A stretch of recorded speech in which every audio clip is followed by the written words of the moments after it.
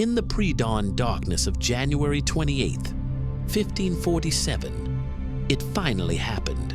Around 2 a.m., King Henry VIII died, but the world wasn't told.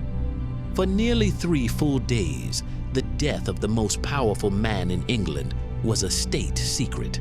His body lay in his bedchamber at Whitehall, and in a truly macabre piece of theater, servants kept bringing meals to his rooms, announced by trumpets, all to pretend the king was still alive.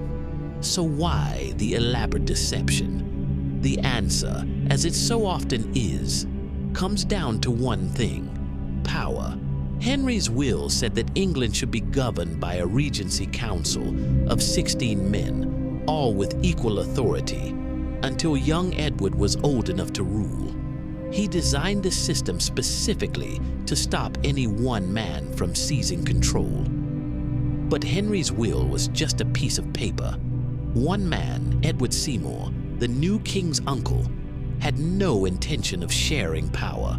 The secrecy was his weapon. While the king's death was hidden from Parliament and the public, Seymour and his allies moved fast.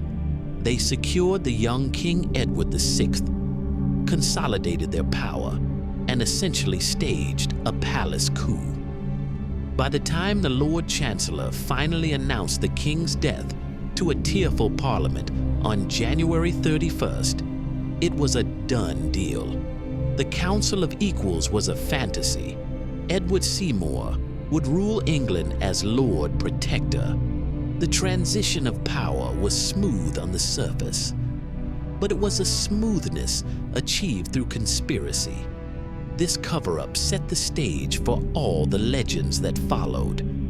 If the court could lie about the very moment of the king's death, what else were they hiding?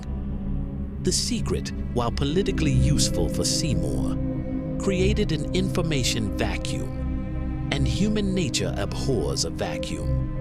Into that void poured fear, speculation, and some of the most enduring myths about Henry's final moments.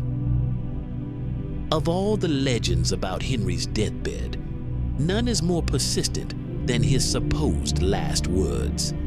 As the story goes, in his final moments, the king, tormented by visions of the men he'd wronged, cried out in terror. Staring into the dark corners of his room, he muttered a single repeated word: monks, monks, monks. It's a chilling tale. Here was the man who had torn down centuries-old abbeys, smashed sacred relics, and turned thousands of monks and nuns out onto the roads during the dissolution of the monasteries. The rumor suggests their ghosts returned to claim his soul, a final horrifying reckoning. It's a story that paints Henry not as a reformer, but as a damned man haunted by his sins. It's a perfect Gothic ending. There's just one tiny problem. It almost certainly never happened. The story first pops up in a popular history written by Agnes Strickland in the 19th century, more than 300 years after Henry's death. No contemporary account, no letter, no diary from anyone who was actually there mentions it. So what do the more reliable sources say? The reality was much quieter. On the evening of January 27th, it was clear the end was near, but nobody dared tell the king he was dying.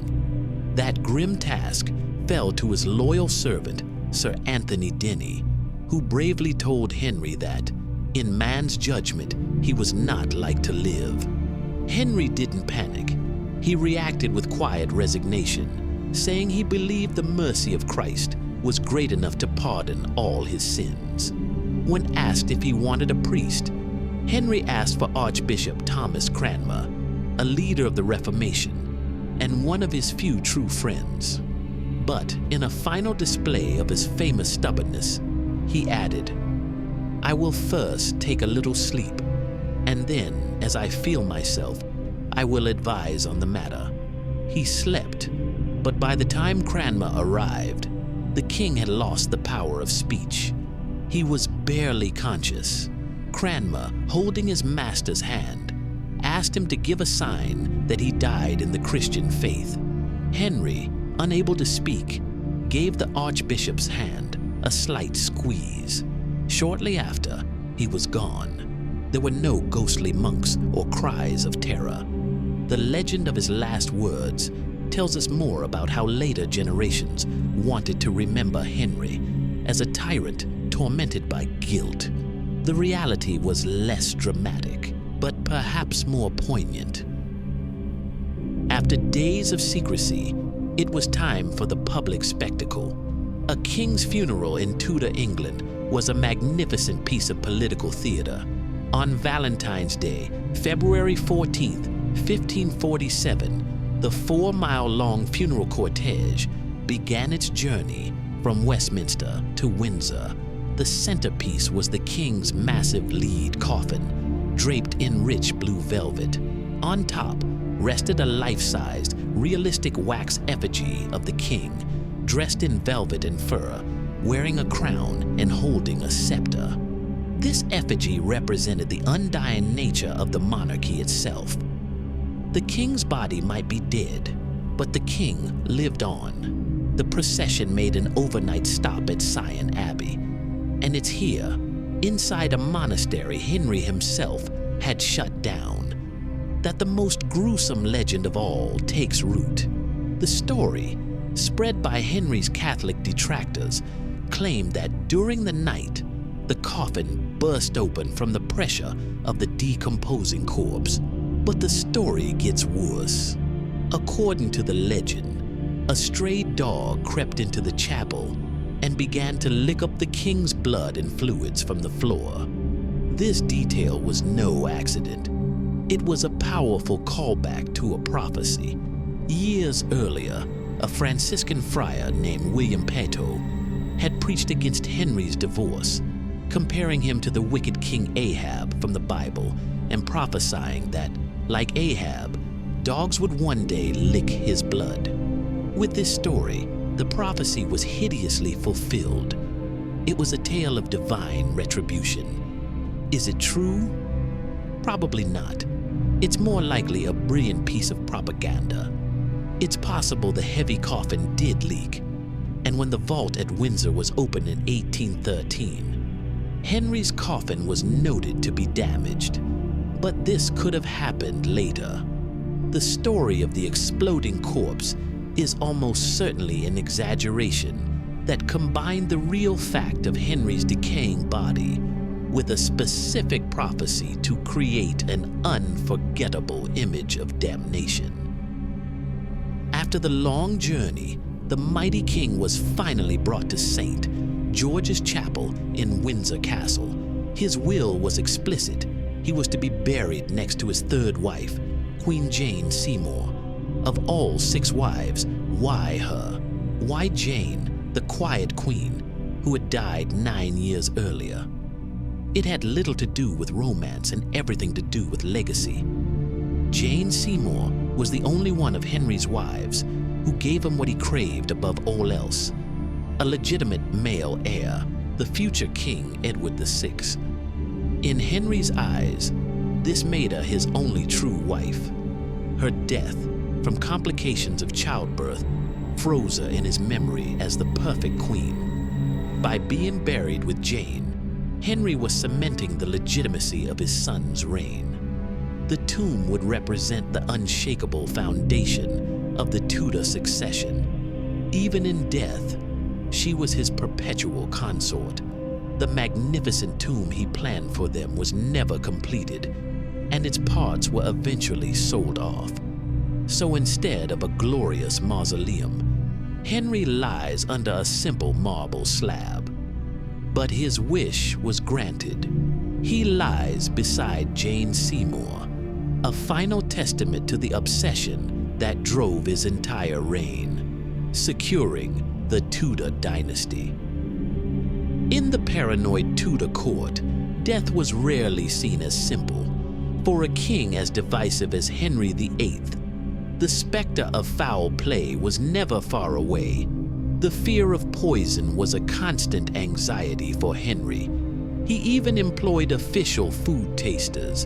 In 1531, a cook named Richard Rouse was accused of poisoning porridge intended for a bishop who opposed the king. 2 people died, and Henry, in a fury, had Parliament declare poisoning high treason, punishable by being boiled alive. That's exactly what happened to Rouse. Given this backdrop, it's no surprise that whispers of poison followed the king to his grave. But did anyone actually hasten the end of the ailing tyrant? Modern historians agree. Henry VIII was not poisoned. The truth is far more mundane. He was likely killed by his own body. His extreme obesity, estimated at nearly 400 pounds, put immense strain on his heart and organs. He likely suffered from type 2 diabetes and high blood pressure.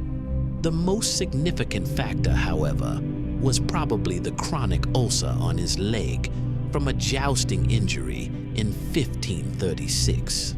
This festering wound would have been a constant source of pain and, more importantly, a gateway for infection. In an age without antibiotics, a deep tissue infection like this could easily lead to sepsis or blood poisoning. The fevers and organ failure are all consistent with a body slowly succumbing to a long-term systemic infection. There was no secret assassin. The killer was Henry's own colossal, decaying body.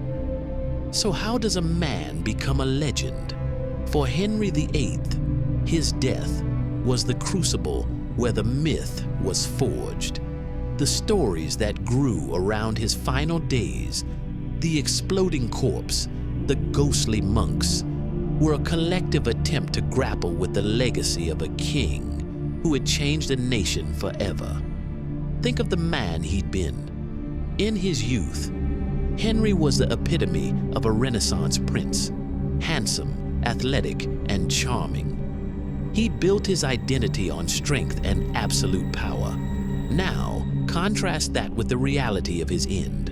A morbidly obese man, hoisted from room to room, his body tormented by stinking sores.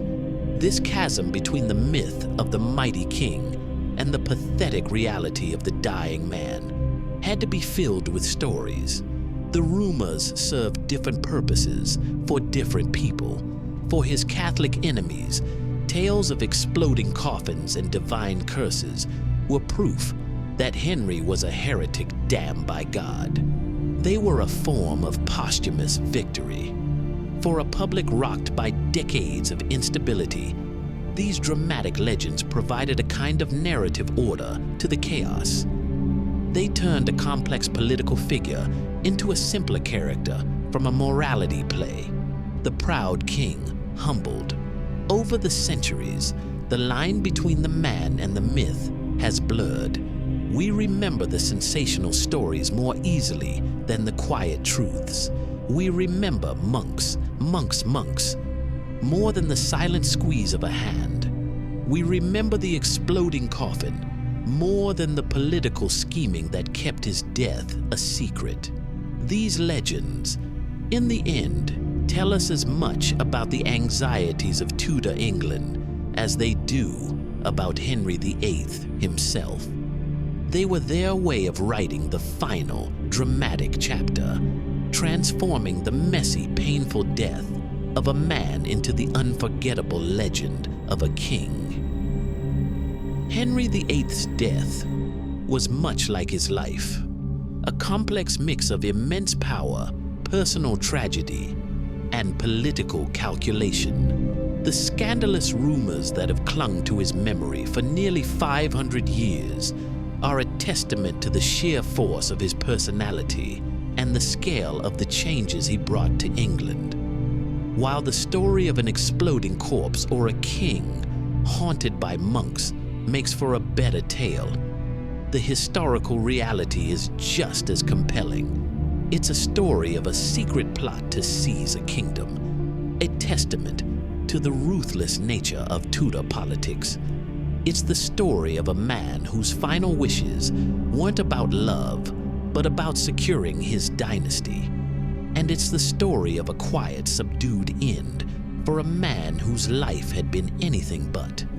The rumors tell us what people wanted to believe about their formidable king, but the facts show us a court in crisis, a nation on the brink, and a dying man whose legacy was so vast it could only be understood through myth. He remains today where he was first buried, in a vault he only ever saw as a temporary stop. A king whose grand plans for his own memorial were, like so many of his ambitions, left unfinished.